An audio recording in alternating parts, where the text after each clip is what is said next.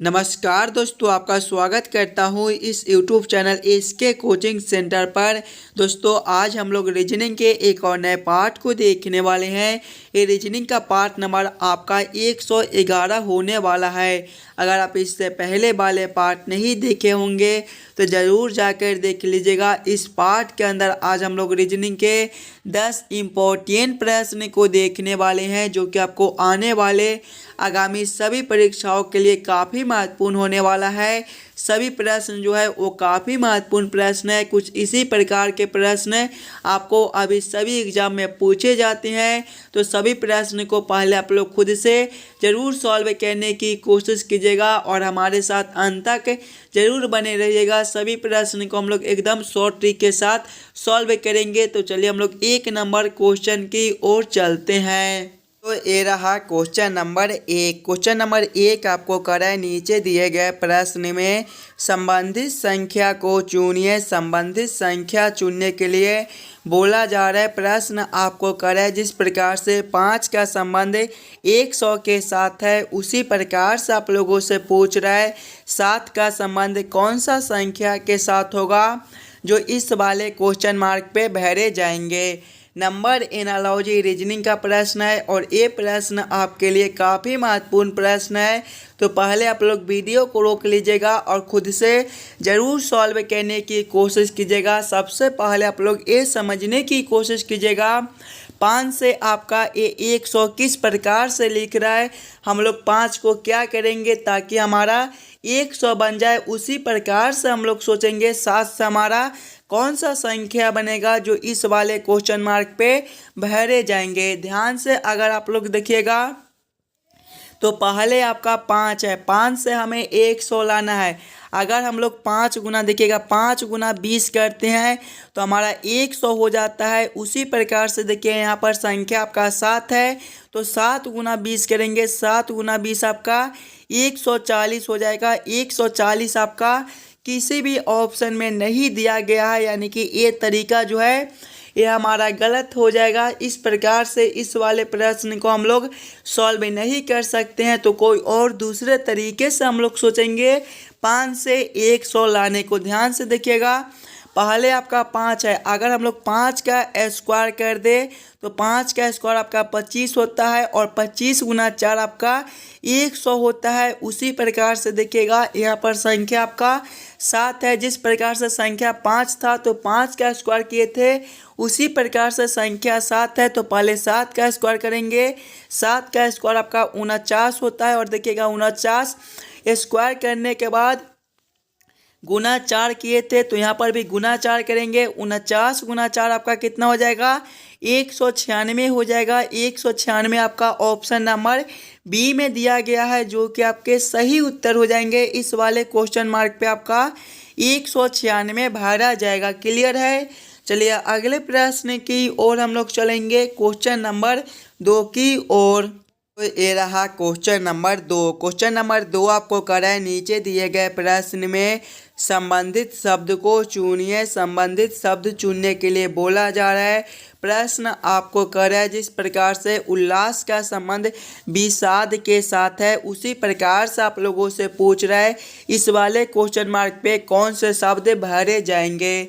सबसे पहले आप लोग ये समझने की कोशिश कीजिएगा उल्लास से विषाद आपका एक किस प्रकार से लिख रहा है, उल्लास से विषाद किस प्रकार से संबंधित है, उसी प्रकार से हम लोग सोचेंगे इस वाले क्वेश्चन मार्क पे कौन से ऑप्शन भरे जाएंगे। ध्यान से देखिएगा, तो उल्लास से विषाद लिखा हुआ है, उल्लास का जो होता है विलोम शब्द वो आपका विषाद होता है। इसी प्रकार के संबंधित ऑप्शन को देखेंगे तो ऑप्शन नंबर डी में देखिएगा अपमान से प्रतिष्ठा लिखा हुआ है। जिस प्रकार से उल्लास के विलोम शब्द विषाद लिखे हुए हैं, उसी प्रकार से अपमान का विलोम शब्द प्रतिष्ठा लिखा हुआ है, यानी कि इस वाले क्वेश्चन मार्क पे आपका ऑप्शन नंबर डी भरा जाएगा, अपमान और प्रतिष्ठा। क्लियर है। चलिए अगले प्रश्न की ओर हम लोग चलेंगे, क्वेश्चन नंबर 3 की ओर। ये रहा क्वेश्चन नंबर 3। क्वेश्चन नंबर 3 आपको कर है, नीचे दिए गए प्रश्न में संबंधित अक्षरों को चुनिए। इस बार आपको संबंधित अक्षर चुनने के लिए बोला जा रहा है। प्रश्न आपको कह रहा है जिस प्रकार से C3F6 का संबंध I9L12 के साथ है, उसी प्रकार से आप लोगों से पूछ रहा है K11N14 का संबंध कौन सा शब्द और संख्या के साथ होगा, जो इस वाले क्वेश्चन मार्क पे भरे जाएंगे। ये भी प्रश्न आपके लिए काफ़ी महत्वपूर्ण प्रश्न है, तो पहले आप लोग खुद से ज़रूर सॉल्व करने की कोशिश कीजिएगा। सबसे पहले आप लोग ये समझने की कोशिश कीजिएगा C3F6 का संबंध I9L12 के साथ किस प्रकार से है। C3F6 से I9L12 किस प्रकार से लिख रहा है, देखिएगा पहले आपका C3 है और F6 दिया गया है, और इधर देखिएगा तो इधर आपका I9 लिखा हुआ है और L12 दिया गया है। ध्यान से देखिएगा सिंगल अक्षर को, तो C से आपका I लिखा हुआ है। C आपके तीसरे नंबर पर आते हैं और I आपके 9वें पर आते हैं। यहाँ पर आपका +6 है, आगे देखिएगा 3 से 9 है, +6 है, आगे देखिए F से आपका L लिखा हुआ है। F आपके 6ठे पर होते हैं, L आपके 12वें पर होते हैं। यहाँ पर भी +6 है, आगे देखिएगा 6 से आपका 12 लिखा हुआ है, यहाँ पर भी आपका +6, यानी कि सभी अक्षर और सभी संख्या में +6 कर दिया गया है। वही सेम हम लोग यहाँ पर करेंगे K11N14 में भी सभी में +6 कर देंगे। देखिएगा पहले आपका K11 दिया गया है और आगे आपका N14 दिया गया है, सभी में +6 करना है। पहले हम लोग K+6 करेंगे तो आपके कितने हो जाएंगे, K आपके 11वें पर होती हैं, 11 + 6 आपके 17 और 17वें पर आपका Q होता है। आगे देखिएगा आपका 11 दिया गया है, 11 + 6 करेंगे तो आपका 17, यहाँ पर आपका 17 हो जाएगा। आगे देखिएगा N है, N + 6 करेंगे तो आपके कितने हो जाएंगे, N आपके 14वें पर होते हैं, 14 + 6 आपके 20 और 20वें पर 14 + 6 आपके 20 और 20वें पर आपका T होता है। आगे देखिएगा आपका 14 है, 14 + 6 आपके 20 हो जाएंगे, यानी कि यहाँ पर आपका 20 हो जाएगा। कौन सा ऑप्शन में आपका Q17 T20 दिया गया है, देखिएगा Q17 T20 आपके ऑप्शन नंबर C में दिए गए हैं, जो कि आपके सही उत्तर हो जाएंगे। इस वाले क्वेश्चन मार्क पे आपका Q17 और T20 भरे जाएंगे। क्लियर है, सभी प्रश्न काफ़ी महत्वपूर्ण प्रश्न है, तो पहले आप लोग वीडियो को रोककर खुद से ज़रूर सॉल्व करने की कोशिश कीजिएगा। चलिए अगले प्रश्न की ओर हम लोग चलेंगे, क्वेश्चन नंबर 4 की ओर। ये रहा क्वेश्चन नंबर 4। क्वेश्चन नंबर 4 आपको कह रहा है दिए गए प्रश्न में लुप्त संख्या ज्ञात करें। मिसिंग नंबर से रिलेटेड प्रश्न है और यहाँ पर आपका क्वेश्चन मार्क दिया गया है। इस वाले क्वेश्चन मार्क पे आपका कौन सा संख्या भरा जाएगा, ये आप लोगों से पूछ रहा है। ये भी प्रश्न आपके लिए काफ़ी महत्वपूर्ण प्रश्न है, तो इस वाले प्रश्न को भी पहले आप लोग खुद से ज़रूर सॉल्व करने की कोशिश कीजिएगा। देखिए जब भी आपको इस प्रकार के मिसिंग नंबर से रिलेटेड प्रश्न देखने को मिले, तो ऐसे प्रश्न को हम लोग दो तरीके से सॉल्व करने की कोशिश कर सकते हैं। पहले तो हम लोग प्रश्न को इस लाइन से सॉल्व करने की कोशिश करेंगे। अगर इस लाइन से प्रश्न हमारा सॉल्व नहीं होता है तो फिर हम लोग इस वाले लाइन से सॉल्व करने की कोशिश करेंगे। देखिएगा पहले हम लोग इस वाले लाइन से सॉल्व करने की कोशिश करेंगे, तो सबसे पहले हम लोग ये समझने की कोशिश करेंगे 4 और 10 से 6 किस प्रकार से लिख रहा है, 12 और 96 से 48 कैसे लिख रहा है। उसी प्रकार से हम लोग सोचेंगे 16 और 152 से हमारा कौन सा संख्या बनेगा, जो इस वाले क्वेश्चन मार्क पे भरे जाएंगे। देखिएगा पहले खुद से आप लोग ज़रूर सॉल्व करने की कोशिश कीजिएगा। 4 और 10 से हम लोग 6 किस प्रकार से ला सकते हैं। अगर हम लोग पहले 4 का स्क्वायर माइनस 10 कर दे तो 4 का स्क्वायर आपका 16 होता है, माइनस करेंगे दूसरा संख्या आपका 10 है, 16 माइनस 10 आपका 6 होता है, 6 आपका यहाँ पर लिखा हुआ है। वही सेम अगर हम लोग यहाँ पर करेंगे, पहला संख्या का स्क्वायर माइनस दूसरा संख्या, पहला संख्या आपका 12 है, 12 का स्क्वायर आपका 144 होता है, 144 माइनस करेंगे दूसरा संख्या आपका 96 है, 144 माइनस 96 आपका 48 होता है। देखिएगा 48 आपका यहाँ पर लिखा हुआ है, यानी कि इसी प्रकार से इस वाले प्रश्न को हम लोग सॉल्व कर सकते हैं। तो वही सेम हम लोग यहाँ पर करेंगे। देखिएगा ध्यान से, पहला संख्या आपका 16 दिया गया है। पहले हम लोग 16 का स्क्वायर करेंगे, माइनस दूसरा संख्या 16 का स्क्वायर आपका 256 होता है। 256 माइनस करेंगे 152, तो आपका कितना हो जाएगा?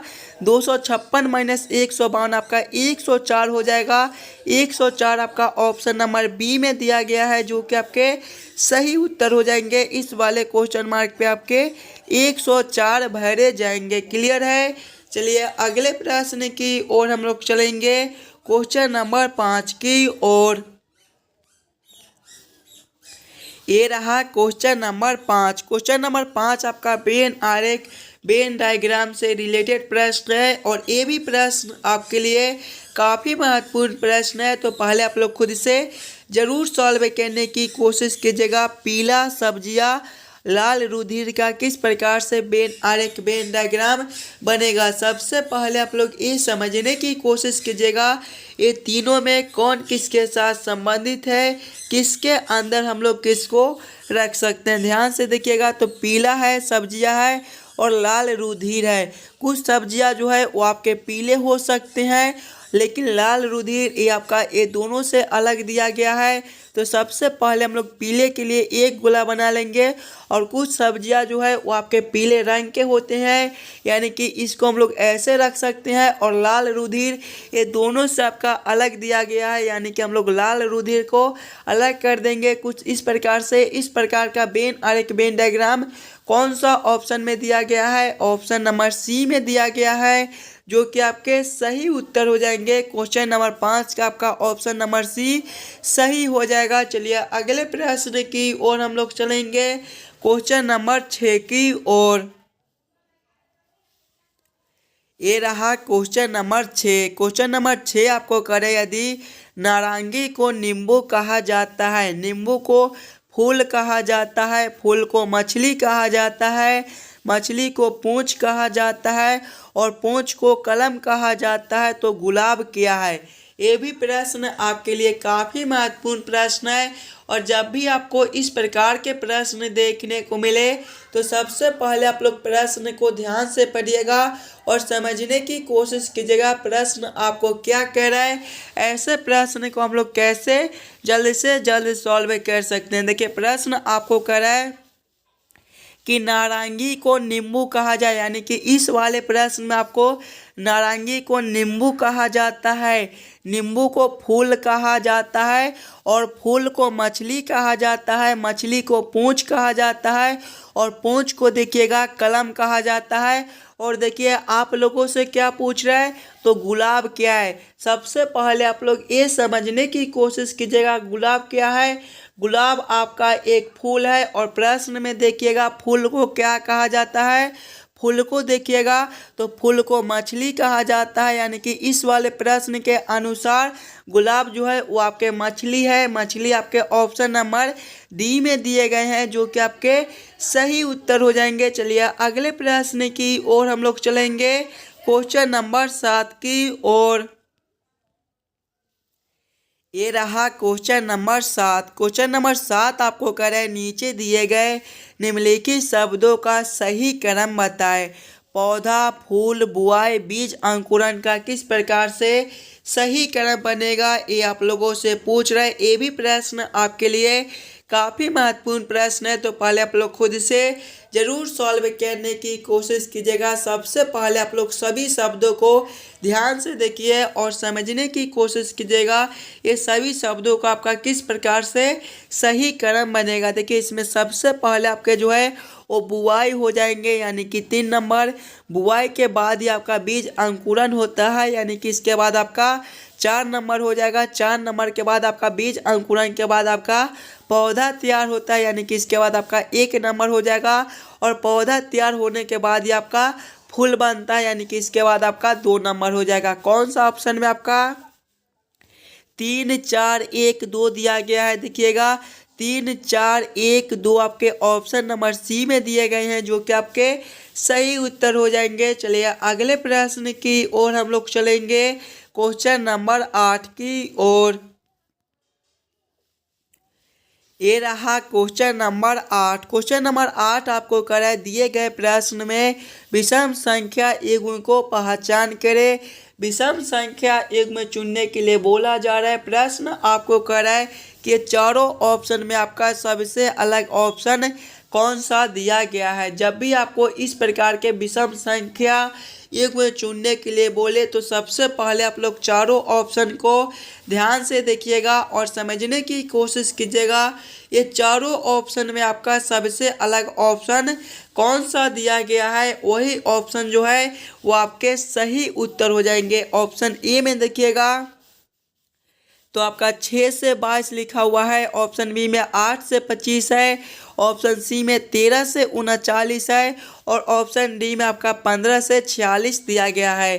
ध्यान से देखिएगा तो 6 से 22 लिखा हुआ है। यहाँ पर देखिएगा तो यहाँ पर आपका 6 गुना 3 प्लस 4 है। आगे देखिएगा ऑप्शन बी में देखिएगा तो 8 से 25 है। यहाँ पर आपका 8 गुना 3 प्लस 1 है। आगे देखिएगा ऑप्शन सी में तो 13 से 40 है। यहाँ पर भी आपका 13 गुना 3 प्लस 1 है। आगे देखिए ऑप्शन डी में 15 से 46 है।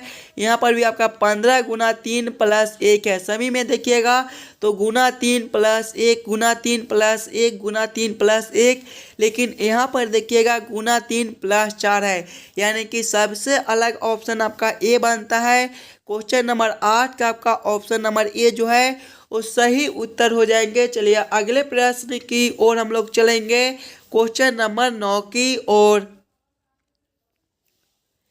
ये रहा क्वेश्चन नंबर 9। क्वेश्चन नंबर 9 आपको कह रहा है दी गई आकृति में कितने त्रिभुज है।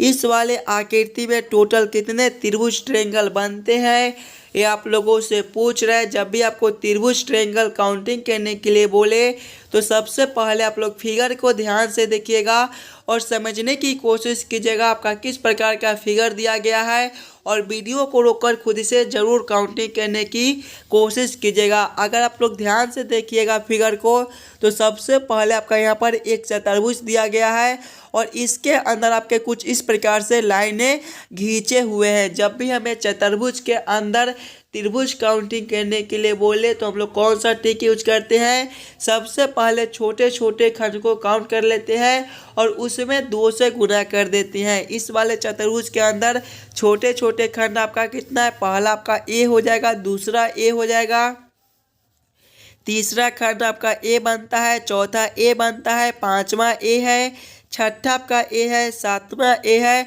और आठवां आपका ए है। यानी कि इसमें आपके 8 छोटे छोटे खंड बनते हैं। 8 गुना 2 करेंगे तो आपके 16 हो जाएंगे, यानी कि इस वाले चतुर्भुज में आपका 16 त्रिभुज बनता है। आगे देखिएगा तो 17वां आपका ए त्रिभुज हो जाएगा, 18वां आपका ए हो जाएगा और 19वें को देखिएगा तो ध्यान से 19वां आपका यहाँ से लेकर यहाँ तक एक बनता है, ये आपके 19वें हो जाएंगे। और इसी प्रकार से देखिएगा 20वां आपका यहाँ से लेकर यहाँ तक बनता है, यानी कि ये जो है ये आपके 20वें हो जाएंगे। इस वाले आकृति में आपके टोटल 20 ट्रायंगल त्रिभुज बनते हैं। 20 आपके ऑप्शन नंबर सी में दिए गए हैं जो कि आपके सही उत्तर हो जाएंगे। चलिए अगले प्रश्न की ओर हम लोग चलेंगे, क्वेश्चन नंबर 10 की ओर। ये रहा क्वेश्चन नंबर 10। क्वेश्चन नंबर 10 आपको करे यदि जोड़ का अर्थ है भाग, घटाव का अर्थ है गुना, भाग का अर्थ है जोड़ और गुना का अर्थ है घटाव, तो 36 गुना 12 जोड़ 4 भागा 6 जोड़ 2 घटाव 3 बराबर क्वेश्चन मार्क। इस वाले क्वेश्चन मार्क पे आपका कौन सा संख्या भरा जाएगा, ये आप लोगों से पूछ रहा है। ये भी प्रश्न आपके लिए काफ़ी महत्वपूर्ण प्रश्न है, तो पहले आप लोग वीडियो को रोककर खुद से ज़रूर सॉल्व करने की कोशिश कीजिएगा। जब भी आपको इस प्रकार के रीजनिंग के प्रश्न देखने को मिले तो सबसे पहले आप लोग प्रश्न को ध्यान से पढ़िएगा और समझने की कोशिश कीजिएगा प्रश्न आपको क्या कर रहा है।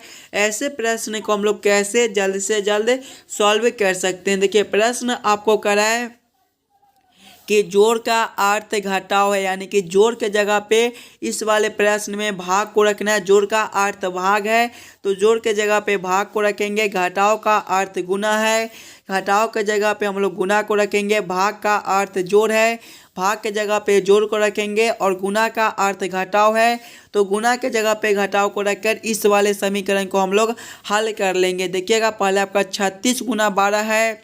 गुना का अर्थ आपका क्या दिया गया है, गुना का अर्थ देखिएगा आपका घटाव है, तो यहाँ पर आपके घटाव 12 हो जाएंगे। उसके बाद आपका जोड़ है, जोड़ का अर्थ आपका भाग दिया गया है, तो यहाँ पर आपके भागा 4 हो जाएंगे। उसके बाद आपका भाग का चिन्ह है, भाग का अर्थ है आपका जोड़, तो यहाँ पर आपके जोड़ हो जाएंगे 6।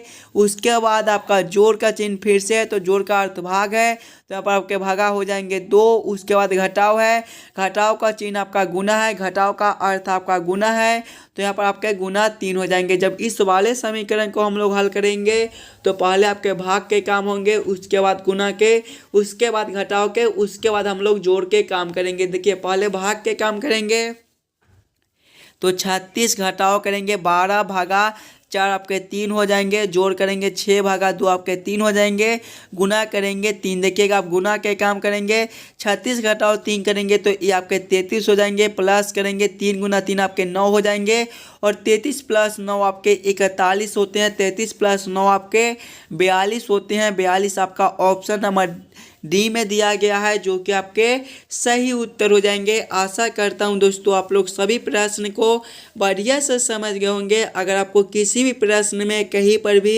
कोई दिक्कत हो तो हमें ज़रूर कमेंट करके बताइएगा। और जितने बच्चे इस वाले यूट्यूब चैनल पर नए हो, चैनल को सब्सक्राइब और वीडियो को लाइक ज़रूर करके जाइएगा। चलिए मिलते हैं आपसे अगले वीडियो में, धन्यवाद।